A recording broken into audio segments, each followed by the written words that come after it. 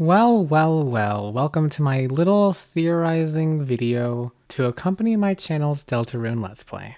I promised before starting Chapter 4 that I would rewatch the entirety of my playthrough looking for details that I missed. And so what actually happened is that I watched the entirety of my Chapter 1 and my Chapter 2 playthrough. And since I've played through Chapter 3 twice already, I'm just going to be betting on that I remember enough. A quick disclaimer for my rewatching of my playthrough is I rewatched it on 4 times speed, which I didn't even know was a thing in YouTube, which is kind of crazy.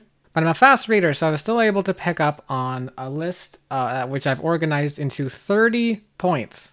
30 things I noticed that I didn't exactly notice my first time playing through it. So with that, let's get right into it. Number 1, when I created my vessel, I chose green as its favorite color. Yet in the beginning of the game, it is specifically mentioned there is no green crayon in the Dreamer household. This is either me getting unlucky with my favorite color, or a secret reference, and I might have to replay the game in order to find out. Number 2. Also in the same area, it should be noted we possess a signed copy of The History of Humans and Monsters by Gerson Boom. Now later we learn he seemed to be the teacher before Alphys, before he passed. So I don't know if that means Azrael would have had him as a teacher, but if so, it's possible that's why we have a signed copy of it. Either that, or also it just seemed like he lived in town, but we'll get to that later. Number 3. In Chapter 1, it is said the TV is not plugged in, but at the end of Chapter 2, it is said the TV is plugged in, just dusty. From this, we can infer someone plugged the TV in. The lore implications are crazy. Number 4. When I first met Noelle, she asked, "Did you lose your pencil again?" This is notable because it implies Chris has gone to Noelle about losing pencils before, which is also notable because Susie has gone to Noelle over losing.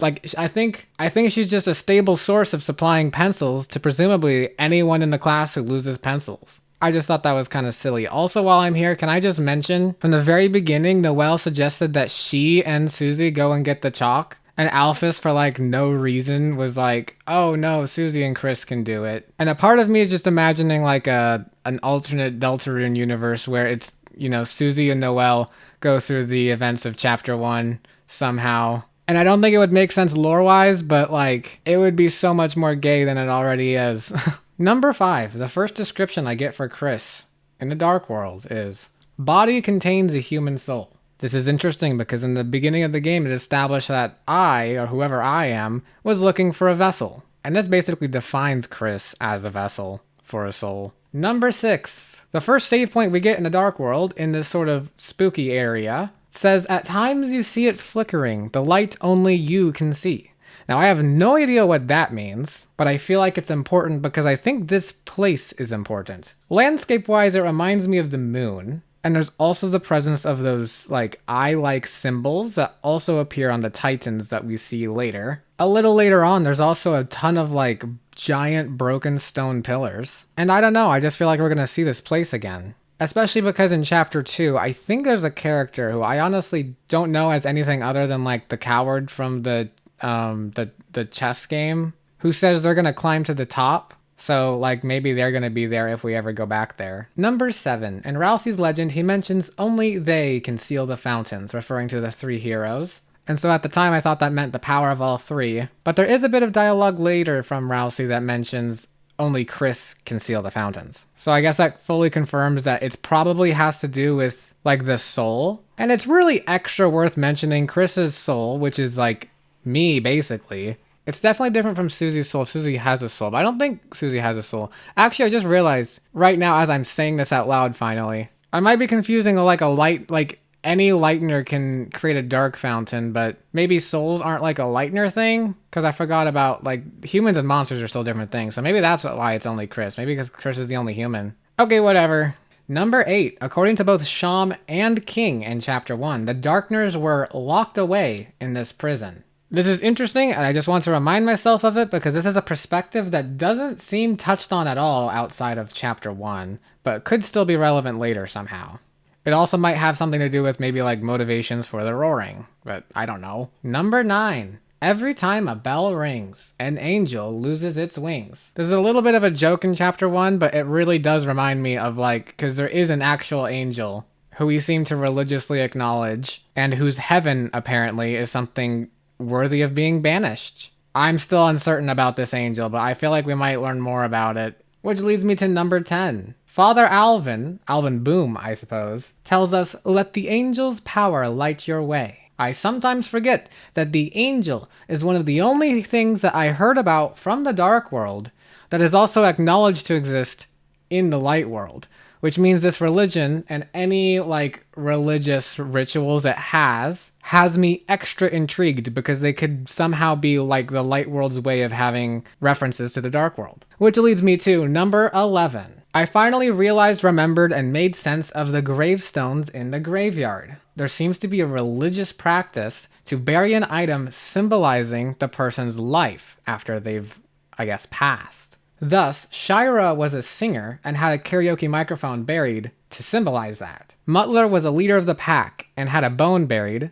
It's possible they were a dog, but more likely some sort of dog monster. Crystal was a mother and had some sort of snowy gemstone buried. And I think in chapter 2, it's implied that Gerson Boom, the last grave, author of Lord of the Hammer series, probably had a hammer buried. Now, I've already connected this religion to potentially being related to like the existence of the dark world and stuff. Because again, the light world doesn't seem to acknowledge the dark world's existence at all, except that they both acknowledge the angel. So I'm sort of suspicious of this religious practice, especially considering we've seen time and time again that items in the light world are just darkeners in the dark world. So like, is there a darkener symbolizing each of these people, like Shira, Mutler, and Crystal, and Gerson Boom?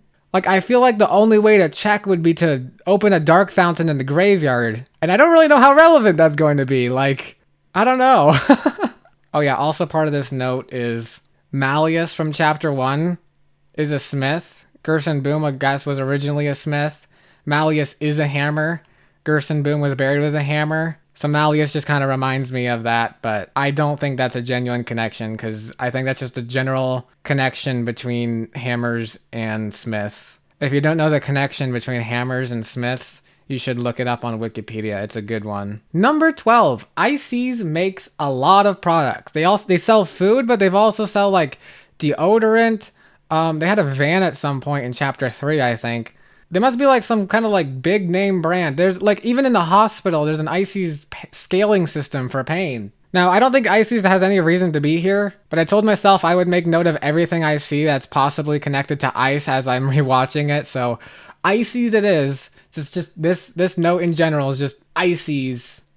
It exists and it's related to ice and could be related somehow to the holiday family's trademarked ice magic.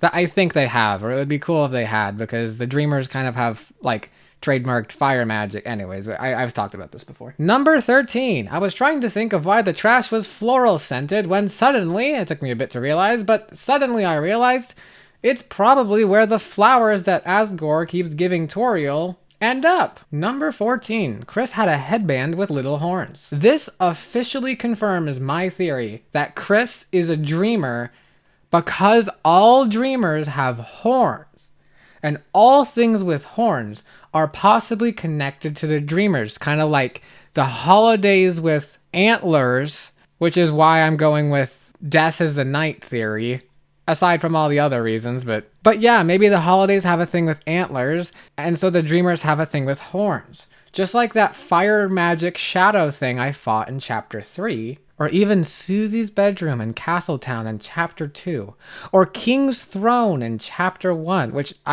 there was a struggle there. I don't remember ever learning what that struggle was about, but anyway, I'm kind of joking here. If anything, at the very least, those last two should poke a hole in my horn theory. Some things just have horns. Sometimes it's dreamer related, sometimes it's not. Number 15, Chris likes knives. They are known to have one that is known to be belonging to them by Toriel when she says, "This is your knife in the pie tin," or whatever. Is it not? They've also searched sharpest kitchen knife before. And then, of course, we see them carrying one at the end of chapter 1 and chapter 2. Though I just had the thought now, and I'm too lazy to go check, but I'm pretty sure that that knife is not accessible as like an item we have in our inventory when I'm controlling Chris in the light world. think that like Chris's special knife would count as like a weapon, but maybe there's a reason I don't have access to it. Number 16. The Knight probably cut out the internet in Chapter 2 in the Light World to help make Chapter 2's Dark World. At the end of Chapter 2, it kind of seems like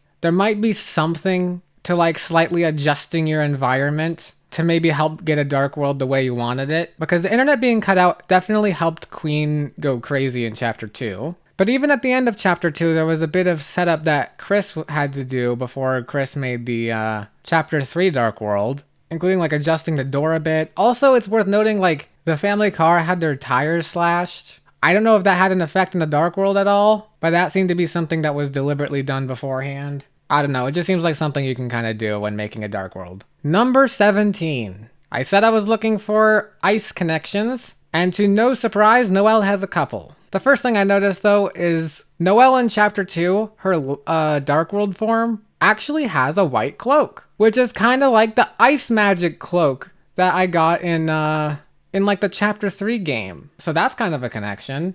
Also, her magic that we see later in the chapter seems maybe ice magic themed. I thought for some reason she had like more like ice magic, but looking back, her only moves were like to act, heal prayer, sleep mist, and then a damaging move to ice shock, which is the only one that's I guess is like ice related from my little ice notebook. And another little ice connection I have here as well is that when I went back to Chapter 1 for dialogue, she's playing like Dragon Blazers with her dad. And in Chapter 2, she said she's using fire magic. But I think in Chapter 1, I think she said she's stuck in like an ice palace. So like, I don't really know what that means other than the connection between Noelle specifically. Even more so than like, I was assuming like her whole family, which would have potentially included just Des.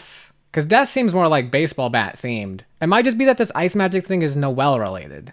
More so than her family. Number 18. I wonder if Noelle would still say, "He hit me in the face with a tornado," about the Birdly fight, if you did that fight, hitless. Because like, what if you didn't get hit? Number 19. I didn't realize it before, but Des was talked about way more than I realized in Chapter 2. In fact, Noelle talks about multiple times how much her sister would like this Dark World, and has talked about a world like this, and has talked about how she'd take Noelle to a place like that Dark World. It's also worth noting that in Noelle's room, the moon, which they said multiple times looks weird, and I just accepted that at face value without even looking at the moon, it's a baseball, which wouldn't have meant anything to me at the time. But if the knight's weapon really is like a baseball bat, like raise up your bat, then that's probably a reference to December holiday. Then there's the reference that I caught, which was the spelling bee in Birdly's history where Noelle couldn't spell December. Or I guess she could, obviously, but she wouldn't for some reason. And one more thing I noticed is that in a light world, when we're with Rudy, Susie's like, "Oh, I didn't know you collected creepy dolls." And Rudy was like, "Hey, Noelle's sister made those." So like, Des makes creepy dolls? I feel like everything we know about Des is like setting her up to be like this like bad like rebellious teen, or I guess young adult maybe now, who likes creepy stuff, maybe evil stuff. And it feels like a thing they want you to believe, which means I'm hesitant to believe it. Like, nothing wrong with liking creepy dolls, you know? Like what? Am I supposed to let that feed into my biases and be like, "Oh, that's why she's evil. She likes creepy dolls." But like, no, creepy doll collecting, that's not... Feel free to do that if you're in my audience. That's not like proof someone's evil. Now, the fact that I fought the knight, that might be, but that's a whole other thing. Number 20, Lancer refers to Queen as a girl dad, and at first I thought Mom simply wasn't in his repertoire, but I came across evidence to the contrary, as the first time he references Queen is as a wild mom. He knows what a mom is. I mean, I assume. So it turns out this line is just Lancer being Lancer. Number 21. This isn't like a thing I noticed, more just like a thought I had, and maybe a prediction I have would happen if we want the story to start getting darker. What in the world happens if someone, like I guess maybe using a human soul, or potentially just a Lightner's soul, seals the dark fountain that's like creating Castletown and Rousey, that Rousey comes from? Like, first off, who created that? I've also barely given a thought to like its location. It's just in school. Like, it was a closet before, right? It was a closet where there's supposed to be chalk. Because the chapter 1 Dark World is like in the room next door with all the games and things and stuff. And I think that's probably what the door in between is. Because there's a door in there. But like, who made that? And what in there in that closet is creating Ralsei? A broom? Because I'll be honest, it must be a pretty empty closet if Ralsei's like the only thing there. Number 22. Spamton has some sort of communion with something, which I think is implied to be the knight. He says he used to be nothing but the email guy, and I can only assume the mail guy before from, you know, when we hear about him in chapter 3. But he says now he's the it burns, which is not good. I don't think this communion is a good thing for him. I would love it if Spamton could be free. When talking about friends, he says he and Chris don't need easels or CRTs. The latter of which is a cathode ray television, which I do know that. And I can only assume is a reference to Tana and his relationship with him, whom he also might be referencing in his Neophyte when he has a line about cathode screens turning to cathode screams. But this line also implies he might have a past with an easel, which is interesting. In my rewatching, I had written down that How to Draw Dragons was like 7 years and 28 days overdue to the Dreamer household. So either Chris or probably Azriel, but maybe Chris, likes to draw. And so maybe that's what, like, maybe there's like an easel that they played with or whatever that was given personality. And maybe Spamton knows, you know? I kind of think that that might be a thing we find out in future chapters. It also might just be something at the school. I can't remember if there's like an easel or like an art room anywhere. If that's the case, maybe that's what he's talking about. And it's also worth mentioning that he mentions Mike, who Spamton then is quick to inform me, the man's a criminal. So I don't know what that means. It's worth mentioning Mike, apparently a criminal. Number 23. Spamton, when becoming a crystal, says, "Let me become your strength." Jevil also references, I assume, a coming fight against the knight. He asks if we can stop the nightmare awakening in our hearts from the shadow of the knight's hand. And before he becomes the shadow crystal, he says, "Take this and do your strongest." So what this means, I think, is that the secret bosses are lending me strength so that one day I can probably beat maybe, I don't know, final boss of Deltarune, which might not even be the knight. I know, like, the knight is hyped up to be the coolest boss and very powerful, but we also have to remember if the knight succeeds in any way, we'll be dealing with the Roaring, and we'll be dealing with Titans. Speaking of the knight, the chip that we got off of the knight's bat in chapter 3 is an exception to this, but I think it's one of the cases where it's going to be an exception and not the rule, you know? And plus, maybe it's just kind of cool to fight the knight with, you know, pieces of everyone the knight has ruined, along with a little bit of the knight's bat itself. Number 24. The southern doors are intriguing. The kids we saw down there imply that well now I'm keeping that in. It implies Quiz was a weenie. It's our classmates' words, not mine. But what it does tell me is either Chris is scared of what's behind those doors, or Chris is scaring other people from going behind those doors. Either way, Chris is hiding something. And I definitely think chapter 4 is gonna have something to do with it. Number 25. This one's a minor one, but Birdley says he has a shift with Miss Boom. I guess I didn't realize the librarian might be like a possible daughter, maybe, of the late Gerson Boom. But if that's the case, and it seems like it is, then the Boom family is definitely a fixture of this town. Number 26. I've mentioned the Titans a couple times, but one thing I learned on a rewatch that I didn't quite realize before is that Ralsei says the Titans will take form from the Dark Fountains, which leaves the possibility that they might not even exist yet. Or if they do, maybe they'll just take big form, I don't know. But it's probably an important detail about the Titans. Number 27. Rudy says in chapter 2 that there's church service tomorrow, which I assume is referencing chapter 3, when we see fucking nobody go to church. Now, there's two possibilities. Chapter 3 might have taken a whole day. Now, I realized when writing this note that I was kind of assuming that every chapter was going to take a day. And maybe it's possible that chapter 3 did, and that we're just emerging at night again. But also the events of chapter 3 might just take place in a single night. And if that's the case, then chapter 4 might be where we in the light world get to see church service a bit. And if that's the case, we might get lore from that, because I want to know about this angel still. Number 28. The dogs in prison in chapter 2. I didn't realize this, but they said they tried to break into that big house over the holidays. which of course I'm now guessing might just be the holidays, but they said they were attacked from the shadows by something merciless. Now this is possibly the Knight, but if so, I really don't know what Des is doing.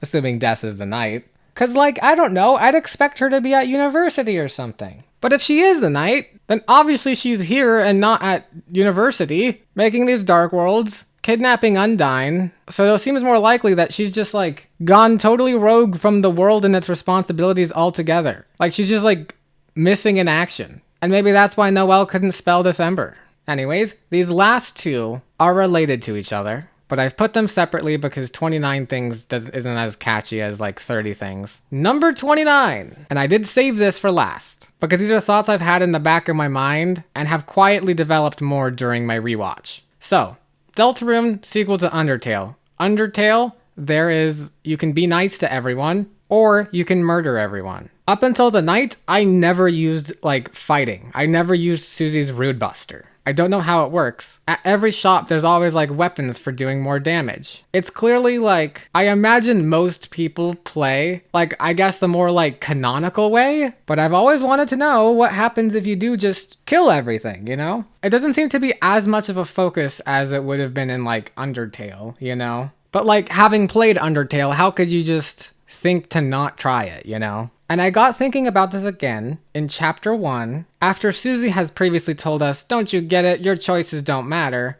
Ralsei tells us our choices are very important, and that the way we treat people makes all the difference. But he also kind of implies that if I don't seek peace, then I won't get like the happy ending I want, I think, or something like that. And what that does kind of imply to me, when you think of the possibility of like a genocide route, is that maybe there is an ending. It's not a happy ending, but you didn't say, Ralsei, that there's no ending to it, that it's not possible. So that started getting kind of my cogs turning. Now, I don't think it's going to be exactly like Undertale, though, is like my only problem with it. Because in Undertale, you can actually like kill everyone. But in Deltarune, like the first fight you get into is with like Lancer. And I feel like no matter what you do during that fight, Lancer leaves out of gas. Like, I feel like there are alternate resolutions to things. Because also in Chapter 1, there's a battle where you're fighting Susie and Lancer. And, like, there's no way that you can actually, like, kill Susie. Because that wouldn't make sense for the timeline at all.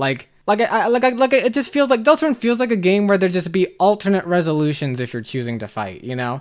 It might, but like, I still think there'll be some kind of new content to it. So it's something I've been kind of thinking about. Which leads us to number 30. The second thing that got me thinking about this extra harder was there's a mechanic that was introduced in chapter 2. And when I was rewatching, I was like, oh yeah, I totally forgot that was a thing because I wrote it off immediately. Because I'm not thinking about, like, killing people. But in chapter 2, they mention if you, like, save enough people that you recruit them to your side and then you kill them, then that's a way to, like, get stronger. And the fact that it's a mechanic in the game tells me, like, for sure, like, if I know Toby Fox, there's gotta be content, exclusive content on the other end of just that being a mechanic, you know? And it is for that reason that in the back of my mind, I think after I do chapter 4, I don't want to really delay that. I feel like I've delayed it enough. But after I do chapter 4, I think I kind of want to just, out of curiosity, replay and try to just see how, like, evil and powerful I can get in true Undertale genocide fashion. Now, I've never done, like, I've played Undertale before, but I rage quit at, like, the Undyne fight, like, during my first playthrough. Never completed it. Just watched other people. But suffice it to say, I've never done, like, normal Undertale genocide either. So it would be the first time that I might have to, like, steal up and live with the consequences of my decisions to get, like, I don't know, what's possibly lore on the other side of this? I have no idea, but it's something I'm kind of curious about. And the last thing I wanted to end this video off with are what are my predictions for chapter 4? And I don't have any. Thanks for watching.